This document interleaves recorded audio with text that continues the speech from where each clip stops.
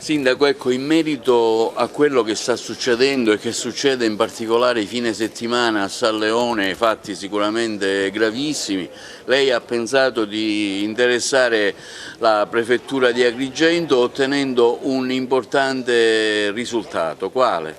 Sì, ho appena sentito Sua Eccellenza il Prefetto proprio in relazione a questi fatti delittuosi che sono avvenuti nella movida agrigentina, in particolar modo a San Leone. Ho chiesto di organizzare al più presto un comitato per la sicurezza. Naturalmente noi porteremo le nostre proposte per quanto riguarda la chiusura di strade e la realizzazione di parcheggi e chiederò a Sua Eccellenza il Prefetto e agli organi di polizia un incremento proprio del personale per la sicurezza di tutti i miei concittadini. Ecco, come mai, insomma, come se lo spiega lei che avvengono questi fatti proprio diciamo, durante l'estate, durante i fine settimana, proprio a San Leone?